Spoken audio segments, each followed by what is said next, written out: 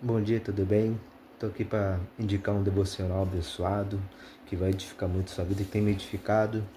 Um devocional com 70 estudos do Novo Testamento grego, né?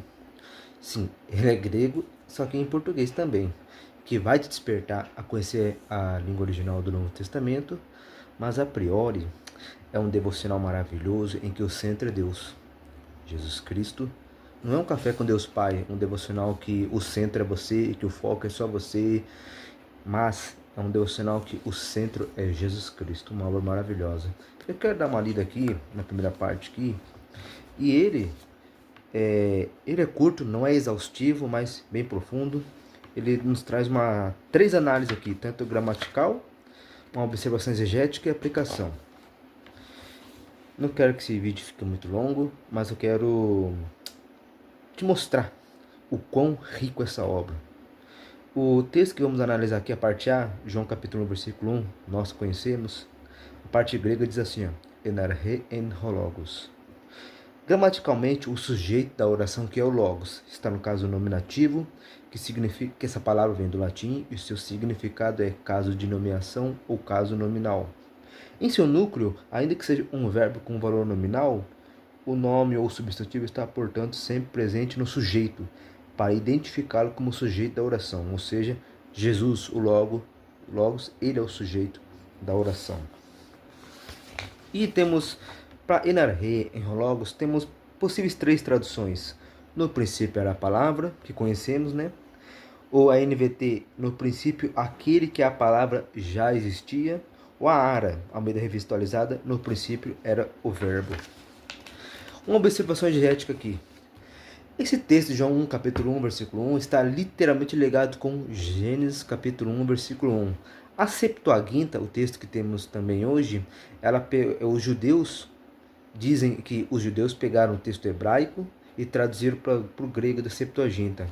O interessante é que essa mesma construção de enarhe em logos, esse enarhe é a mesma construção da Septuaginta do texto hebraico. Vamos lá? Observação exegética. O texto grego que abre o Evangelho de João está diretamente relacionado a outro texto, como dizemos, né? Que na Septuaginta, importante versão grega das escrituras hebraicas, abre o princípio do livro da Bíblia. Em Gênesis capítulo 1, versículo 1, lemos enarhe epoiesen hofeos ton uranum kaitengen. Olha só que legal, a mesma construção enarhe. Ou seja, no princípio Deus criou os céus e a terra. O arhe de João 1:1 situa Jesus, aquele que é chamado Logos, já na criação. No princípio, lá em Gênesis, quando Deus criou o universo, o Logos já estava presente. Como podemos aplicar isso para a nossa vida? Essa declaração inicial de João serve perfeitamente ao propósito do seu evangelho. Demonstrar que Jesus não somente é o Messias esperado por Israel, mas que também é Deus, a segunda pessoa da Santíssima Trindade. Aí vemos que umas referências, João capítulo 20, versículo 28, versículo 30, versículo 31, como o apóstolo Paulo confirma posteriormente, ele é antes de todas as coisas, e nele tudo subsiste. Ele é a cabeça do corpo, que é a igreja, é o princípio, Rosestin Arche, e o primogênito dentre todos os mortos, para quem tudo tenha a supremacia, como em Colossenses capítulo 1, versículos 17 e 18. Jesus não é apenas o princípio no sentido de quem vem antes de tudo, mas no sentido de que é a origem de tudo que foi feito, como em Hebreus capítulo 1, versículo 12. Ou seja, esse devocional é maravilhoso, que ele mostra que no princípio Jesus sempre estava com Deus e ele é antes de todas as coisas. Ou seja, que Jesus seja o princípio na sua vida, que ele esteja antes de todas as coisas na sua vida e não as coisas antes dele, tá bom? E esse é o propósito do devocional do grego diário, Jesus sendo o centro. E não como aquele devocional que eu citei, do Café com Deus Pai, que o centro é a pessoa e não Jesus.